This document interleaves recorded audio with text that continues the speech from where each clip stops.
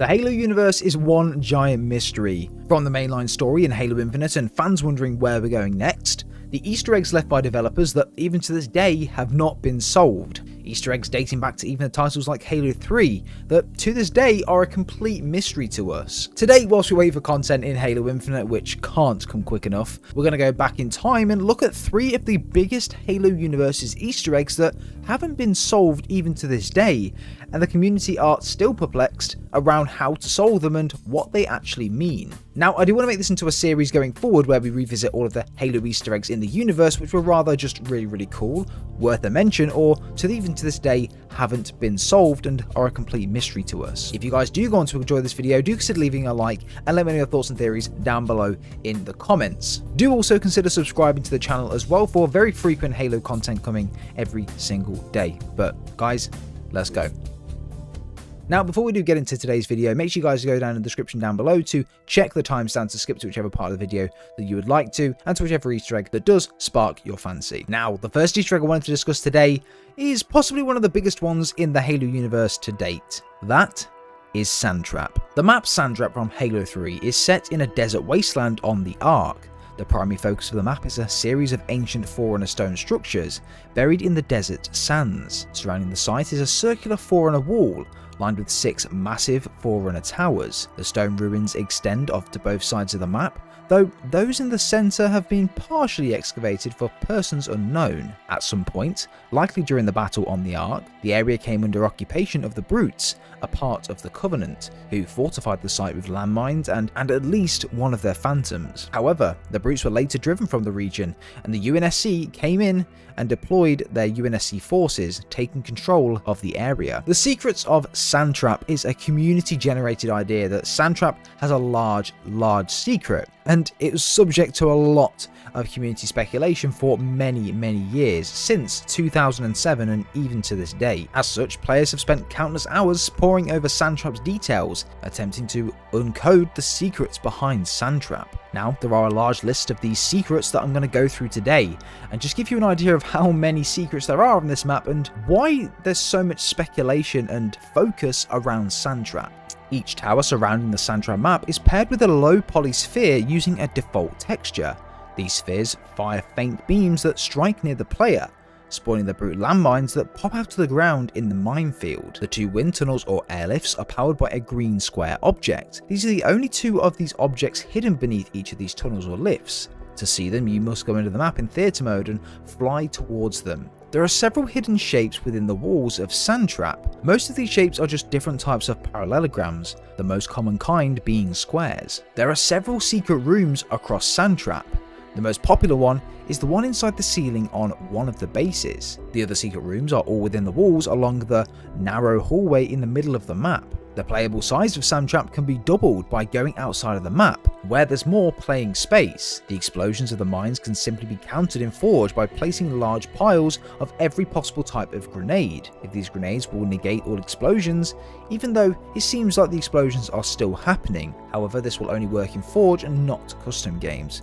The reasons why is currently unknown at this point. In an interview later conducted in 2010 by Justin Hayworth, he did indicate that Sandtrap does have a secret involving the script found on the metal panels in the stone structures. Hayworth had the following to say, and quote, "There are tons of strips of metal littered throughout Sandtrap that have weird digital writing on them, and I wanted those to have meaning. My hope was that people would pore over the script and try to figure it out." However, Hayward later mentioned in an interview that he didn't quite remember if he had definitely placed a secret on Sandtrap or what that secret might have been. So yeah, very strange. Even to this day, the list of intentional Easter eggs and things that shouldn't be there but are, boasting an obvious and intentional difference, are staring the community straight in the face, with there being multiple versions of the map also, with Sandbox having a secret room throughout the centre of it and multiple symbols covering the map which are all the same. Something's up.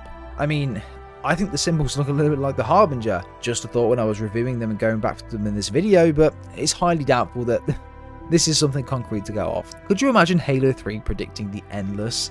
Could you imagine how mad that would be? A lot of these people also suspect that Sandtrap could be the tomb of Mendicant Bias as well.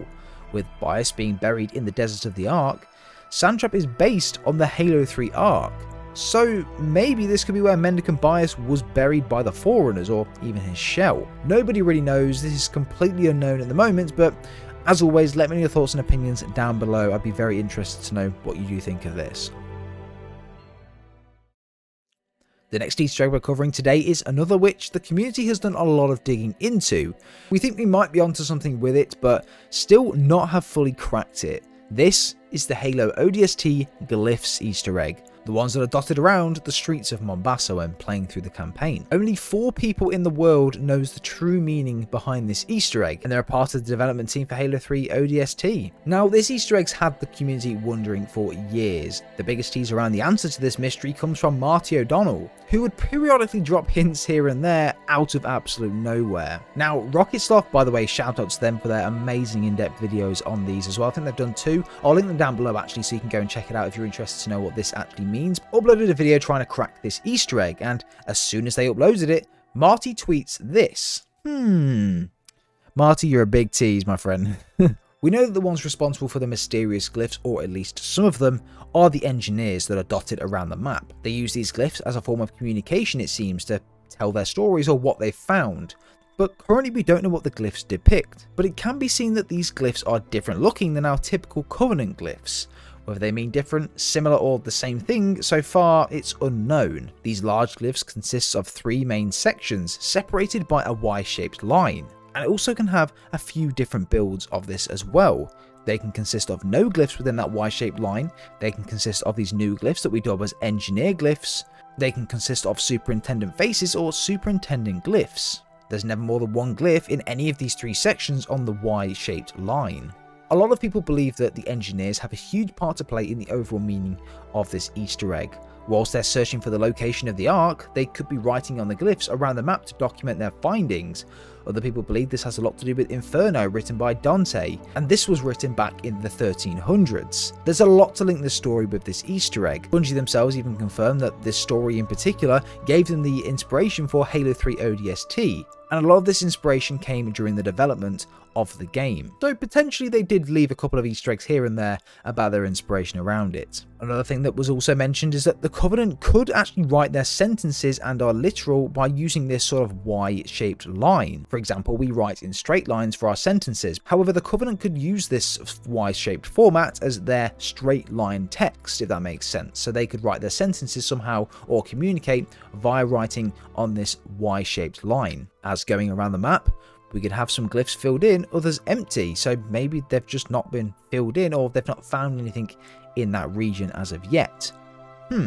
Very, very interesting. But this is a huge mystery still in the Halo universe that to this day we've got no idea about. But again, as always guys, let me know your thoughts and opinions down below on this Easter egg. Yeah, I'd be very interested to know. The final one is something in Halo Infinite, so a lot of the community probably would have come across this in some way or another. That is the hieroglyphics that we've seen towards the end of the game within the Silent Auditorium, which are very, very similar to the markings on Sandtrap. Now, my good friend Red Normster did a great video on this, going into detail and breaking this down completely, which still to this day blows my mind. I remember watching his video on the topic and just being like this.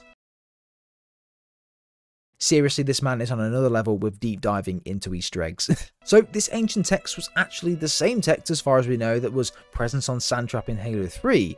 Again, a very huge mystery that, as to what it means, we don't know, but it was brought back for a reason. I think it has something to do with Mendicant Bias, potentially, because Offensive Bias and Mendicant Bias will be mentioned for Zeta Halo, and maybe that's where it is. And it's all too convenient that Mendicant Bias was buried on somewhere, the shell of Mendicant Bias was buried in the Halo 3 Ark, that's where Sandtrap is based, and now they're bringing back the same writing in Halo Infinite, where we see at the end of the legendary cutscene that Offensive Bias has been deployed. I think it's very, very coincidental, and who knows, maybe we'll see Mendicant or Offensive come in Halo Infinite's DLC, and this could be a little tease towards that. We can also see the Forerunners holding the same tablet with its ancient text in the Silent Auditorium towards the very end of the game, which, yeah, is very, very interesting. I think the developers have put this Easter egg into the game in order to bring back and shed some light on the Sandtrap ancient text, essentially carrying that Easter egg on into Halo Infinite, as the text is pretty much the exact same as what we could see back then. As of now, the Easter egg is completely mysterious to us. We don't know what it is, we don't know how to solve it. However, I can almost guarantee that in future campaign DLC that should be coming out in this year, maybe, I'm hoping so, that we'll see some information around this ancient text and the Easter egg will be carried on into something else. Fingers crossed, very excited. But guys, I hope you have enjoyed today's video. If you have, just drop a like, subscribe if you're brand new to the channel for more Halo content, and let me know your thoughts and opinions down below as to what you think of these Easter eggs and theories that you might have around them, even any other Easter eggs that I didn't add into this video that you want to see me include into future videos around these Easter eggs. But I hope you have enjoyed, guys. Have a great rest of your day. Speak to you guys soon. Take care.